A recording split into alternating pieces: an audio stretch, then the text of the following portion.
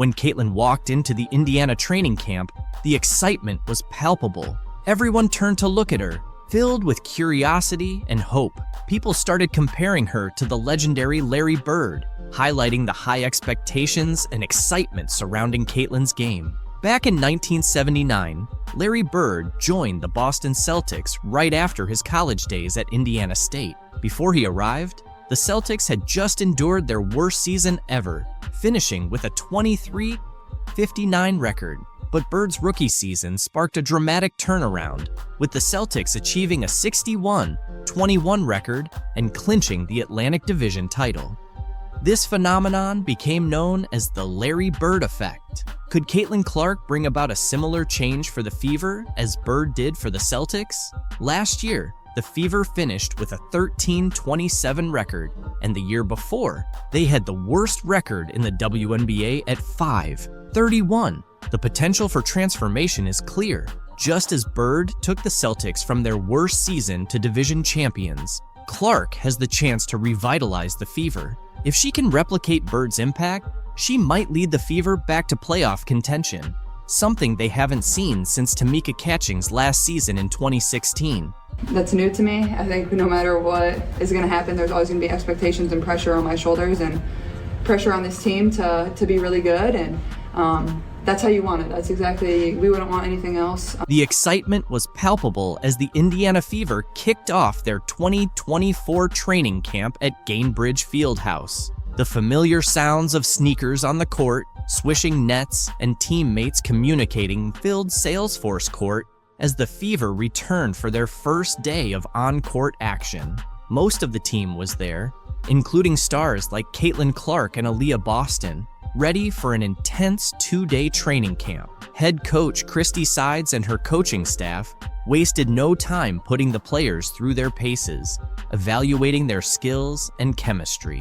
For Clark, this was her first official practice as a professional player, and she didn't disappoint. She showed the same talent and determination that earned her accolades in college, eager to make her mark in the WNBA. Despite the challenges and whirlwind of recent months, Clark was grateful for the opportunity to be back on the court with her teammates. I say I'm a pro by any means, but it's been fun. I think it definitely has a big city feel, but at the same time, it feels small and it's easy to get around. I mean, I'm staying mostly in downtown Indianapolis. I'm not driving everywhere yet. As the Fever geared up for their preseason games, Clark felt the pressure and excitement of playing at the professional level. She seemed ready to see what the team could achieve, confident in their abilities.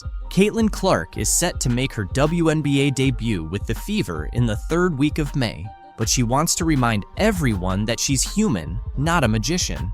As the top pick in a highly anticipated WNBA draft class, the weight of expectations is heavy, but she's handling it well. She's urged people not to expect miracles right away, emphasizing the importance of giving herself grace as she transitions to the pros. Clark acknowledges that perfection isn't realistic and that there will be challenges. She's not aiming to score 40 points per game from the start. Instead, she plans to learn from her teammates, enjoy the journey, and stay true to herself. The excitement around Caitlin is so strong that even her workout sessions have become viral sensations. During her first Indiana Fever workout on Tuesday, a 15-second clip of her shooting around quickly gained traction online.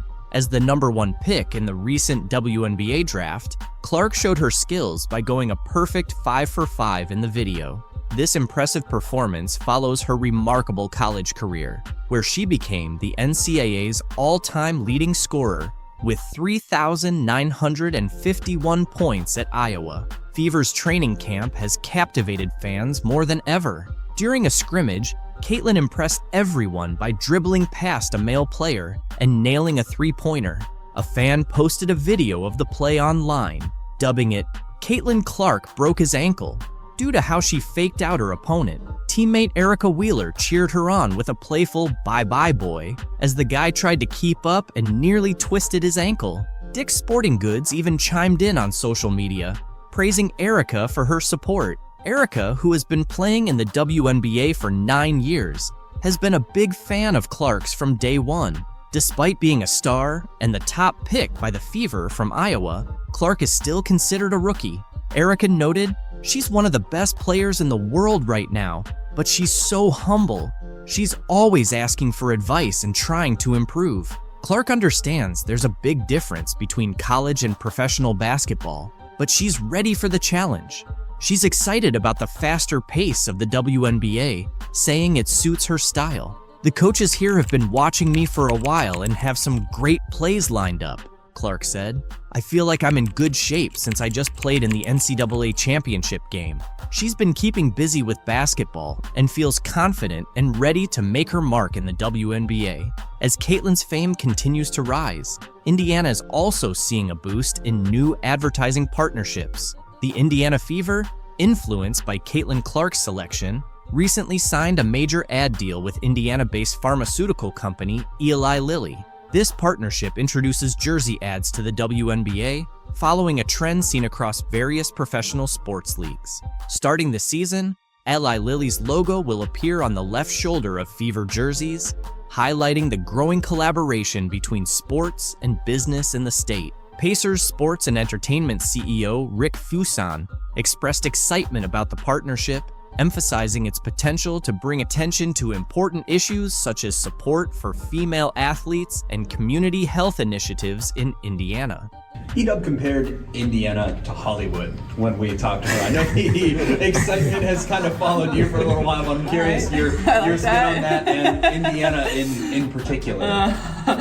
I'll agree with Edub there, I guess. I don't know. The excitement surrounding Caitlin Clark is unprecedented, and fans are eager to see her off the court just as much as on it. Fans are gearing up to watch Caitlin Clark make her WNBA debut this Friday, with the Indiana Fever set to take on the Dallas Wings in a preseason game. Despite being an exhibition match, ticket prices have surged, even surpassing those for a crucial NBA playoff game in Clark's new hometown. As of Wednesday afternoon, the cheapest ticket for the Fever vs. Wings game was a whopping $595 on TickPick. Located in Section 209, Row MM at the College Park Center in Arlington, Texas, including all fees. These prices are comparable to many regular season NBA tickets, and notably higher than the entry price for Thursday night's Pacers-Bucks NBA playoff game at Gainbridge Fieldhouse in Indianapolis, which stood at $36 for the cheapest ticket on TickPick. The high ticket prices for the Fever Wings game can be attributed to the limited seating capacity at the College Park Center, which can only accommodate around 7,000 spectators. This situation has prompted several WNBA teams to upgrade their arena arrangements in anticipation of matches against the Indiana Fever. The Fever, in turn, hosted all their games that season at Gainbridge Fieldhouse after previously playing at the smaller Indiana Farmers Coliseum.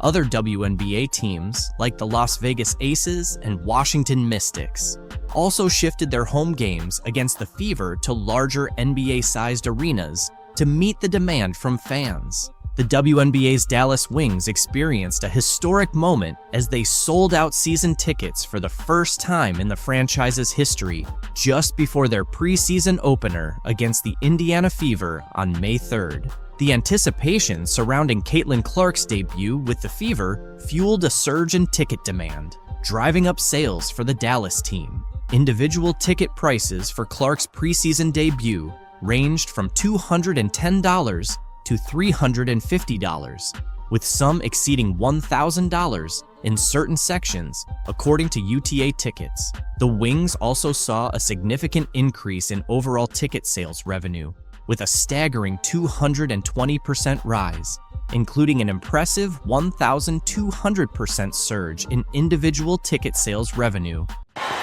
And Angel Reese knows a ring is coming.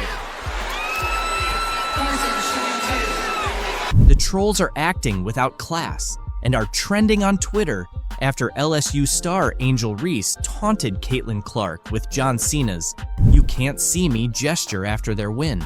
Not just fans, but also sports commentator Keith Olbermann criticized Reese with a harsh tweet, calling her an I-word and warning her about the backlash that comes with messing with a new star who attracts thousands of new fans to basketball. It all began with these two basketball players, Reese from LSU and Clark from Iowa, becoming household names for sports fans with their record-breaking performances in the March Madness tournament. The NCAA's most valuable players seemed to have a tense relationship, with Reese alleging that Clark had disrespected several of her friends and teammates throughout the tournament. Here's a breakdown of the two stars and their rivalry.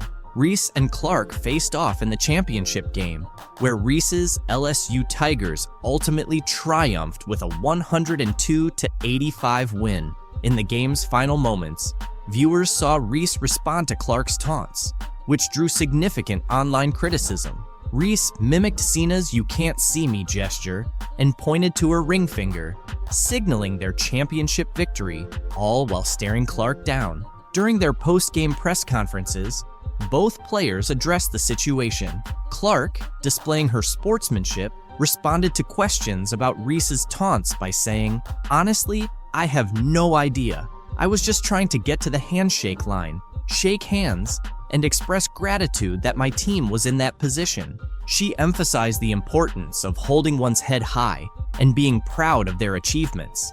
This is how a star beloved by fans reacts. On the other hand, Angel Reese had a different take. In her post-game interview, Reese acknowledged Clark as a hell of a player, but noted that Clark had disrespected her teammate Alexis Morris during the title game. Reese made it clear that she doesn't take disrespect lightly. Since their post-game interviews, both Reese and Clark have addressed the discussions surrounding their taunts. Speaking with ESPN, Clark defended Reese, saying, "I don't think Angel should be criticized at all. No matter which way it goes, she should never be criticized for what she did." Clark further demonstrated her class, stating, "I think everybody knew there was going to be a little trash talk throughout the entire tournament. It's not just me and Angel." Despite her tearful post-game interview, Clark spoke to ESPN, acknowledging that the LSU Tigers rightfully earned their NCAA championship over her team. "LSU deserved it. They played so well, and like I said, I'm a big fan of hers," Clark said of Reese. Clark's behavior off the court is truly exemplary. She always takes the time to appreciate other players, even though she rarely gets the same recognition in return. ESPN reported that Dr. Jill Biden was thinking about inviting both teams from the title game to the White House. This would be the first time the runner-ups were included in the celebratory visit. "So, I know we'll have the champions come to the White House. We always do," Jill said, according to CNN. "We hope LSU will come, but I'm going to tell Joe I think Iowa should come too because they played such a good game." Reese shared the link to ESPN's story and added a joke with 3 laughing emojis, saying, "Can you see the jealousy and the hate?" Really need to recognize what's going on, the success of the league, and when it comes to Caitlin Clark, they need to quit being quote-unquote petty and hating on Caitlin. And they just can't do it. Angel Reese just can't do it. The First Lady eventually decided against inviting both teams, but the damage had already been done, according to Reese and the LSU Tigers. Stuff like that bothers me because, at the end of the day, you're a woman and you're supposed to be standing behind us, Reese said on the I Am Athlete podcast. "It's hard to see things like that and not comment back on it." Reese continued, "I'm not going to lie to you. I don't accept the apology. You can't take back certain things you say. You felt like they should have come because of sportsmanship, right? They can have that spotlight. We'll go to the Obamas. I'm going to see Michelle. I'm going to see Barack." Reese's comments sparked reactions from Caitlin's fans, who roasted Reese as a result. After the Chicago Sky beat the New York Liberty 90-81 on Thursday night, Reese, a former LSU star, appeared to take a dig at Caitlin Clark in a now-deleted tweet. Reese has been crucial to the Chicago Sky's success, contributing an impressive 35 points in 2 of the first 3 victories of the season. Following their latest win, Reese tweeted, "And that's on getting a win in a packed area, not just because of one player on our charter flight," which many speculated was aimed at Clark, the standout rookie for the Fever. Clark's transition to the professional level has undeniably contributed to the growth of the WNBA, bringing in charter flights for the league. Several basketball fans did not take kindly to Reese's comment. One fan mocked her college GPA, saying, "That 1.8 GPA showing LOL," while another said, "Angel should be thankful to Caitlin Clark because she's the main reason behind the great attention the WNBA's getting right now. She should be more grateful." Others looked forward to June 1st when Reese would face Clark's team, with one fan asking, "Why is she so obsessed with Clark? I haven't seen Clark bring up Reese once." Other fans labeled many women players as haters of Clark, noting, "It's truly amazing how much these women hate Clark, LOL." Reese's profile rose because of the rivalry. Otherwise, she might have been just another WNBA player. One fan even challenged the vague meaning of her tweet, saying, "What did she say? I read the tweet 10 times and still can't understand what she's trying to say." Despite the intense competition and scrutiny surrounding their games, Reese has tried to show some respect for Clark. In April's highly anticipated LSU-Iowa March Madness matchup, Reese clarified that there was no animosity between her and Clark. After LSU's loss to Iowa in the Elite Eight, the two players shared a hug in the handshake line, with Reese whispering encouraging words to Clark. Reese revealed that Clark told her to continue being a great player, and Reese reciprocated by encouraging Clark to keep elevating the game and win it. This moment highlighted the respect and admiration they have for each other as athletes, despite their fierce competition on the court. Both players have admitted that their rivalry isn't personal. Reese explained that outside the game, they can be friendly and supportive of each other. She acknowledged that people often misinterpret their competitive nature as hatred, but in reality, they respect each other and understand the nature of the game. However, recent events paint a different picture. Reese recorded an impressive stat line with 17 points and 20 rebounds in 36 minutes before fouling out with under 2 minutes left in the fourth quarter. On the other hand, Clark delivered a stellar performance, finishing with 41 points, including 9 three-pointers, 12 assists, 7 rebounds, 2 steals, and 1 block, leading Iowa to the Final Four. It is still a team game, and but I'm rooting for Caitlin because I've been in that seat before. I've walked that road before. I hope she kills. LeBron James has chosen to focus on the positive impact Caitlin Clark is having on the WNBA in her rookie season, despite the early struggles and criticism faced by players like Angel Reese. James praised Clark for boosting interest and viewership in women's basketball, highlighting her significant contributions to the sport's growth. "The one thing that I love that she's bringing to her sport is that more people want to watch, more people want to tune in." Not a flagrant foul penalty one, which it probably should have been upon review, at least by our account. This, you could have gotten Reese for a personal, but can also see that being a no call. Fans are really upset that nobody from Caitlin Clark's team is there to back her up as she faces tough times on the court. It's unfair for Caitlin and pretty sad from Angel Reese's perspective. While many NBA and WNBA veterans have shown their support for Clark, Angel McAfee took it to the next level. She's offered herself to the Indiana Fever, ready to come in and defend Clark. Caitlin, she's a great player. I'm a fan of her. I think our girls jealous. I don't know. She got $28 million from Nike. She's getting a $28 million deal from Nike, which is huge considering that half of the WNBA players won't even make $1 million in their entire careers. A retired 5-time WNBA All-Star has stepped up, offering to be Caitlin Clark's bodyguard as she keeps getting targeted by other players. Angel McAfee, now 37, weighed in on the recent buzz surrounding Caitlin Clark after Chennedy Carter's cheap shot on Saturday. Clark's fans are hoping for someone to step in and protect the Indiana Fever star since her current teammates aren't doing much. Speaking with TMZ Sports, McAfee said she's willing to come out of retirement to be Clark's bodyguard if the Fever needs one. She's got more than just a tough attitude on the court. The 2-time WNBA scoring champion, drafted first overall in 2009, sounds ready for a fight. Lead.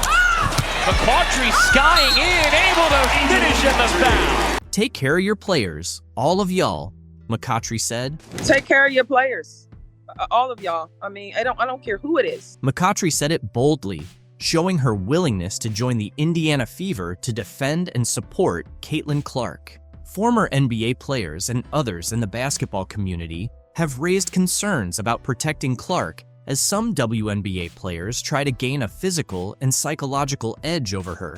Fellow WNBA players seem to think they can make a name for themselves by targeting Caitlin Clark. Meanwhile, Fever teammates have passively watched as Clark gets pushed around on the court. During Saturday's win over the Chicago Sky, Fever players stood by as Chennedy Carter unnecessarily hip-checked Clark on an inbound pass. Since that dirty play, no Fever teammates have stepped up to defend Clark or voice their support. McAfee added, "I don't care who it is. If somebody's dragging your player down by the neck, I'm in your face.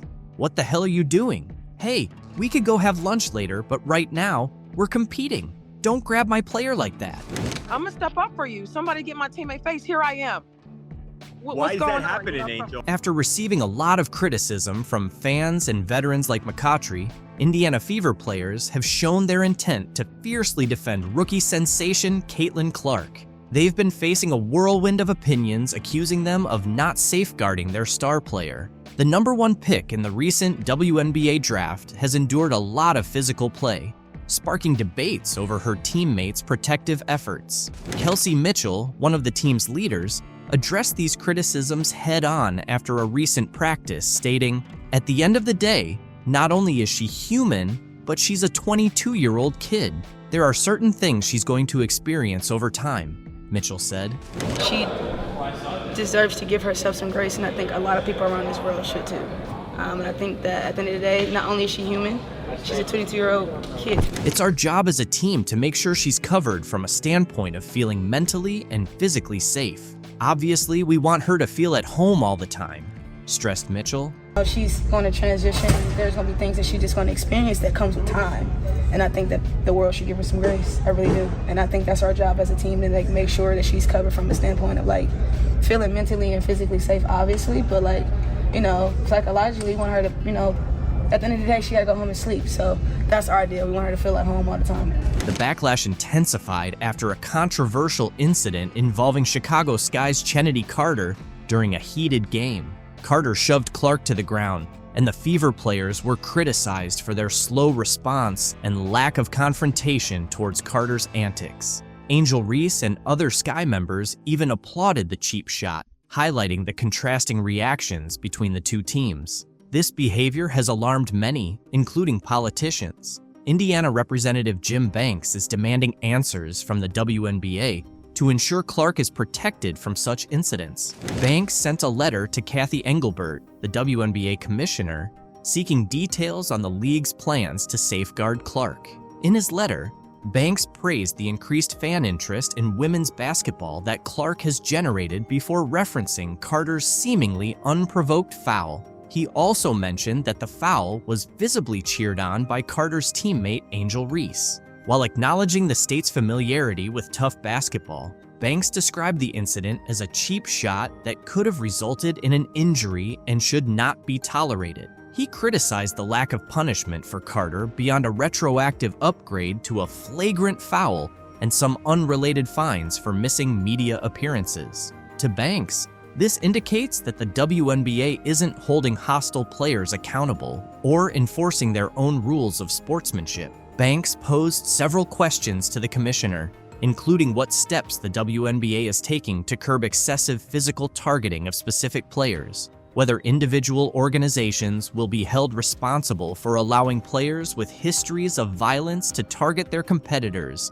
and if repeatedly diminishing fellow players' talents benefits the league's overall success. He also asked if it is inspiring to young female athletes to see players like Caitlin Clark physically targeted for their success. There's no question that many WNBA players have struggled to hide their resentment towards Clark for the attention and money she generates through endorsement deals. The WNBA's only hope of achieving lasting relevance in the broader sports landscape is by creating and sustaining stars. Clark is essentially the first star of this magnitude the league has had in years, if not ever. It is not in the league's best interest to allow other players to target her, especially if that targeting leads to injury. Banks' questions are crucial, and the WNBA's answers may be even more so. What an incredible talent she is, 2 Final Fours, leading scorer, history of college basketball.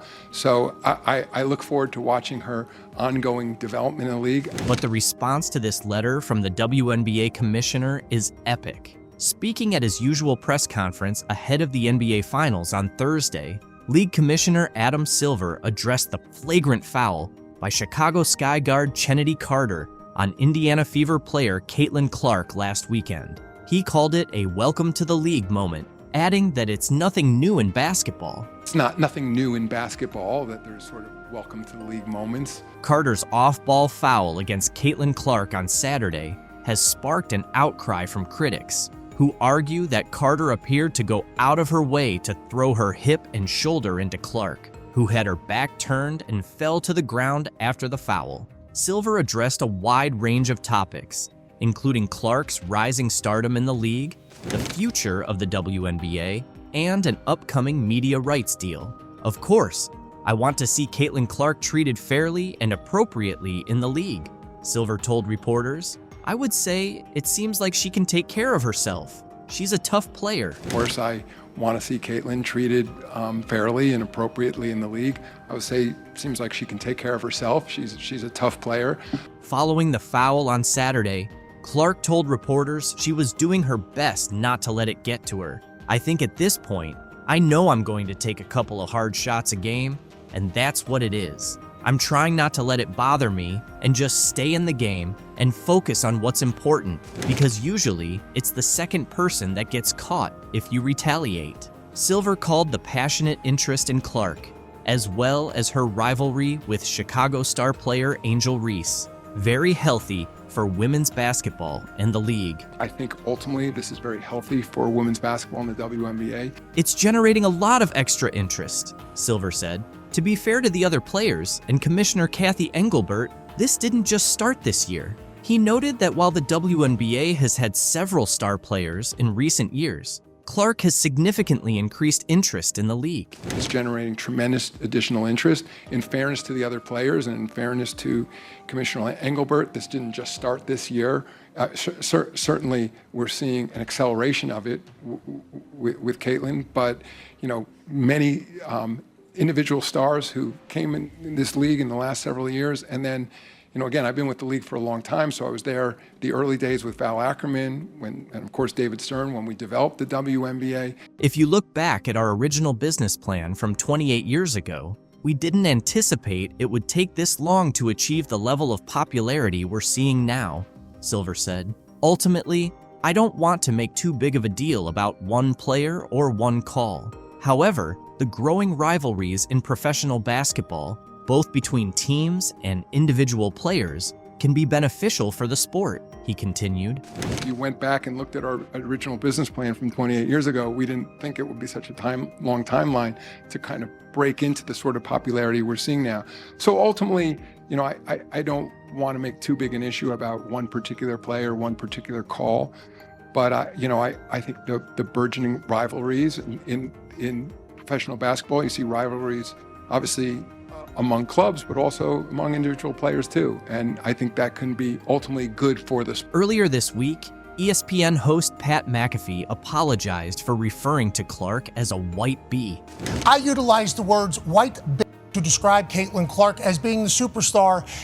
Those were not my intentions, but that's how you took it. That's on me. I do apologize. During a segment discussing whether race has influenced the WNBA rookie's rapid rise, Silver said he accepted McAfee's apology and considered it a misstep. Regardless of the commissioner's views, Caitlin's growing fan base and her exciting yet kind style of play are what's truly genuine, Silver said. This is what basketball fans want. Women's basketball enthusiasts are now Caitlin's fans because she's brought the sport to a place where everyone is talking about it. Under 5 minutes to go in the first, it's Caitlin Clark. The ball's knocked loose, doesn't matter. 29 feet away, pulling up from Alexandria, boom. No problem.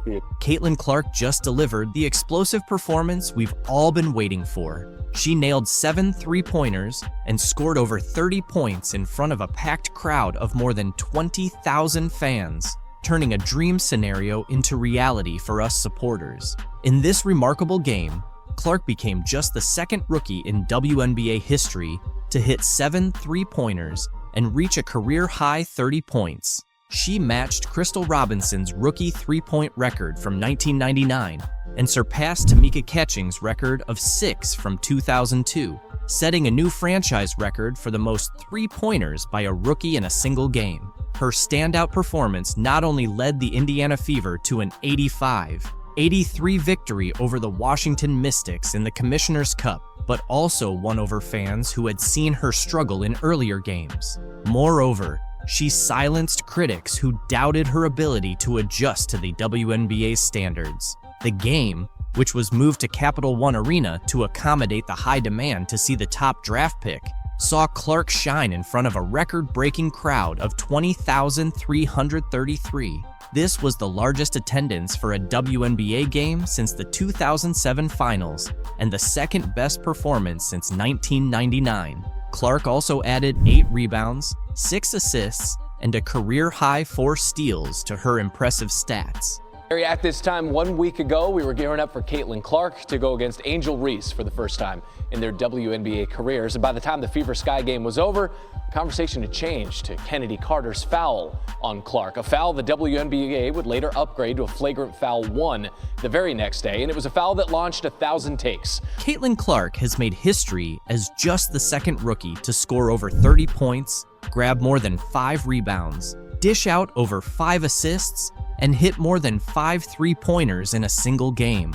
She also became the fastest WNBA player to reach 200 points and 75 assists, achieving this in just 12 games and surpassing Sue Bird's record of 14 games. It felt great to shoot well. Even my misses felt close, Clark said after the game. It was nice to have a night like this. Overall, we shot the ball really well. 16 made threes. I still see so many areas where I can improve, and I think that goes for our entire team. Clark is determined to maintain her high level of play, knowing she hasn't reached her peak yet. Her standout performance also led the Fever to deliver the Mystics their 11th consecutive loss, marking the worst start in the franchise's history. Kelsey Mitchell, Clark's backcourt partner, added 16 points, 4 assists, and 3 steals. Both Aaliyah Boston and Nalissa Smith contributed 10 points each. The team secured their second Commissioner's Cup win, moving to a 2-1 record in the competition.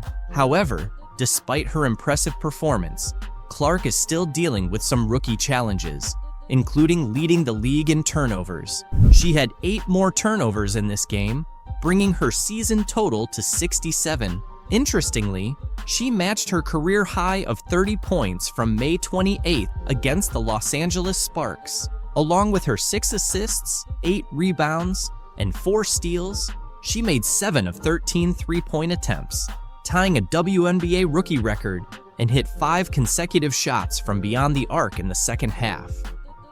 Yeah, I think it's a process more than anything. It felt good to shoot the ball well. Like, I feel like even my misses were like right there. I thought multiple were still going in, and it was nice to have a night like that. Clark's confidence in her game is evident from recent performances. Earlier, she discussed the learning curve she faced in her first 11 professional games. After scoring just 3 points in a season-low performance against the New York Liberty on Sunday, Clark rebounded with what many consider the best game of her young WNBA career, thanks to a 4-day break.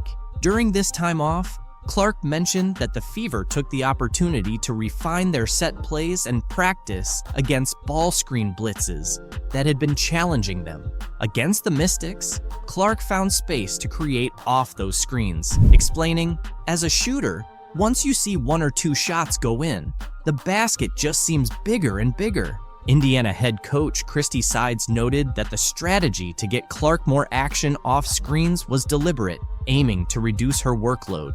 "She started feeling it late, which is always a good sign," Sides said. Defensively, Clark made an impact with a steal under the Washington basket to ignite a transition bucket in the first half and added another steal shortly after. By halftime, she had 4 assists and 3 steals, energizing the fans. Playing against the struggling Washington Mystics, who have 11 losses this season, also gave Clark a chance to look more at ease on the court. She mentioned before the game that she felt her passing was up to her standard, even as she and her Fever teammates continue to build their chemistry. Clark is also satisfied with her rebounding stats, considering her size. The 2-time NCAA Player of the Year came into Friday's game averaging 15.6 points, 6.4 assists, 5.1 rebounds, 1.3 steals, and a league-high 5.4 turnovers per game. Clark believes that as the game slows down for her, those turnovers will decrease. To reduce turnovers, Clark showcased her ball handling skills with a smooth one-handed drive and a scoop shot for 2 points in the first quarter. On the next Fever possession, she demonstrated her court vision with a give and go with second-year forward and 2023 top draft pick, Aaliyah Boston. Despite this, some flaws in Clark's game from the first 6 weeks of her professional career were evident on Friday. In the first quarter, she was stripped by fellow rookie Julie Van Loo, who then hit a transition three-pointer before Clark could recover. Clark responded with a step-back three-pointer near the Mystics logo. With the Fever starting 3s in 9, Clark is gaining a clearer understanding of how much experience counts in the WNBA. She offered some realistic insights into her situation, noting, if you're the #1 pick, you're probably going to a team that didn't have the best year before. It can be tough at times. One of the positives from the first 11 games has been the team's energy, which Clark says has remained consistent since their first game. Recently, Clark has been more in the media spotlight, particularly after taking hard fouls from the Chicago Sky's Chennedy Carter, which the league later upgraded to a flagrant foul. Clark addressed the controversy before Friday's game and stated she wasn't seeking an apology from Carter. While Carter faced criticism from fans upon the Sky's arrival in DC, Clark's performance highlighted her resilience and ability to rise above the situation. And she's having a tremendous season. She's played great basketball, in my eyes, probably in first place for 6th player of the year. And, it's just basketball at the end of the day. There's no grudges. There's nothing like that. It's a sport. It's competitive. It's not going to be nice all the time. That's not what basketball is. And I think people that play that at the highest level understand that. Clark acknowledged that she was fully aware of the physical challenges she would face in the WNBA. Maybe some people didn't understand the circumstances, she said. Clark continued, "You're starting a new chapter and a new phase of your career as a professional athlete. It's not going to click overnight. That's just not how it works." Clark has been emphasizing this since the beginning of her WNBA career, but both she and her fans are well aware of her exceptional talent and quick learning abilities. She plays in front of sold-out crowds in large arenas, and the excitement only seems to grow with each game. And here is the women's basketball world choosing to reject the attention that is finally coming their way by rejecting Caitlin Clark. The WNBA has really missed out by passing on Caitlin Clark.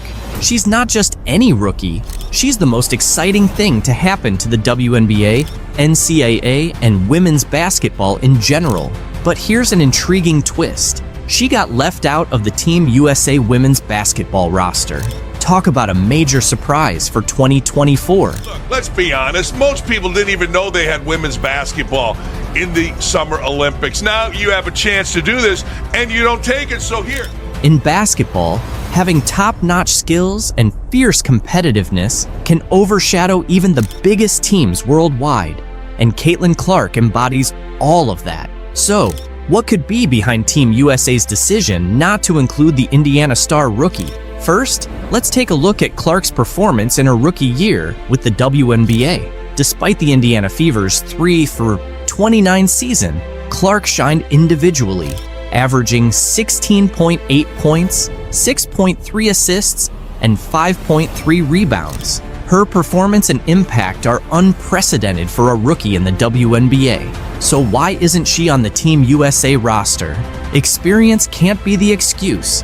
considering the USA national basketball team's history of selecting rookies. Since women's basketball was added to the Olympics in 1976, at least 2 players under 25 have been included in every Olympic roster. The youngest ever to play for the USA women's team was Nancy Lieberman at 18 in 1976. In the Tokyo Games, the youngest were Asia Wilson and Nafisa Collier, both 24.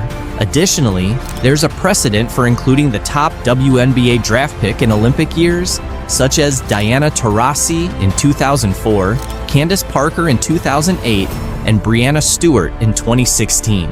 The U.S. team didn't include Ndamukadi Agwumaike in the lineup back in 2012, even though she was with Los Angeles and now Seattle.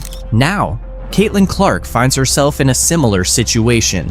During her time at Iowa, Clark became the Division I career scoring leader for both men and women, finishing with 3,951 points. She also reached the national championship game in both her junior and senior years. Look, let's be honest. Most people didn't even know they had women's basketball in the Summer Olympics. Now you have a chance to do this, and you don't take it, so here. However, selecting Clark would have meant more than just highlighting her story.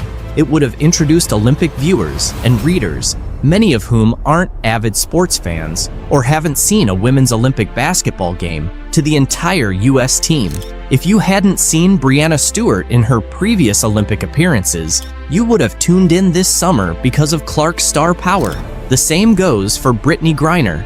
If she's healthy, she won't be there, and thus, many fans won't follow, as they usually don't. Imagine the global interest Clark could have generated with reporters and fans from around the world watching her make stunning plays and signing autographs. Little girls in Europe and Africa might have been just as captivated as those in the USA. It all comes down to USA Basketball, whose mission is to promote, grow, and elevate the game at all levels. Missing out on representing your country in the Olympics is undoubtedly disheartening, and Caitlin Clark likely felt that way when she learned she hadn't made the 12-player roster for the Paris Games. On Sunday, Caitlin Clark and Fever coach Christy Sides addressed the news for the first time since it was announced that the top overall pick didn't make Team USA's final roster for the 2024 Olympics in Paris next month. Clark maintained her usual calm demeanor when reacting to the news, but Sides revealed her star's immediate response. Clark got the call while on the bus and texted Sides to share the news. Sides tried to keep her spirits up, and Clark's reaction was, "Hey coach, they woke a monster," which Sides found impressive. Clark noted that the team's mix of talent and experience, none of the players being younger than 26, was a key factor in her not making the roster. Despite this, Clark expressed enthusiasm for the players who did make the team. She said, "I'm excited for the girls on the team. I know it's the most competitive team in the world, and it could have gone either way, with me being on the team or not. I'll be rooting for them to win gold. Watching the Olympics has always been a dream for me, and this just adds motivation. Hopefully, in 4 years, I can be there." Clark was invited to the most recent training camp in April, which would have been her first chance to work with the senior national team, but she couldn't attend due to the Final Four. Nonetheless, she gave herself a strong chance with a standout rookie season. However, she has faced challenges with the physicality of the game and leads the league in turnovers, averaging 5.6 per game. These issues, along with the talent and experience of the players ahead of her, seem to be the reasons she didn't make the final roster. According to Christine Brennan of USA Today, Team USA veterans were concerned about how Clark's large fan base might react if she were chosen, but received limited playing time. Clark didn't go into details about the decision, but mentioned that USA Basketball called her to deliver the news before it was publicly leaked on social media. On the bright side, Clark will finally get a break when the WNBA takes a pause for the Olympics. She's been playing almost non-stop since her senior season at Iowa started in October. Once the Fever finish their pre-Olympic schedule on July 17th, they won't play again until August 16th. "I'm really looking forward to a break," Clark said. "I've loved every second of competing. but it will be great to rest, get healthy, and take a bit of time away from basketball.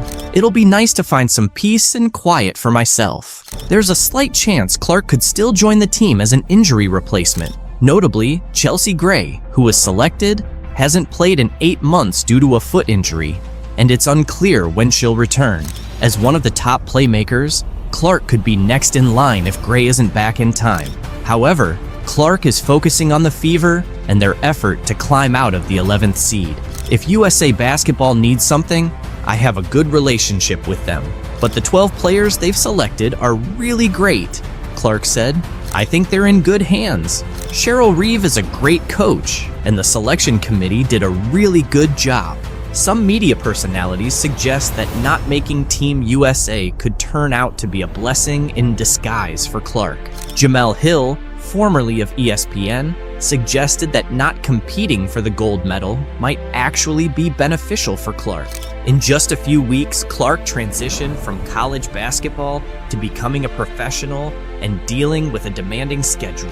A multi-week break could be just what she needs, Hill mentioned in an X post. Clark had almost no offseason. Her college career ended on April 7th after a long 6-month season, and just a week later, she was the first overall pick in the WNBA draft by the Indiana Fever. She started practicing almost immediately, with the Fever's preseason beginning 11 days before the WNBA season kicked off on May 14th. The WNBA season will take a nearly month-long break for the Olympics, with the Fever off from July 18th to August 15th. This will be the longest gap between games for Clark since before her final season at Iowa started.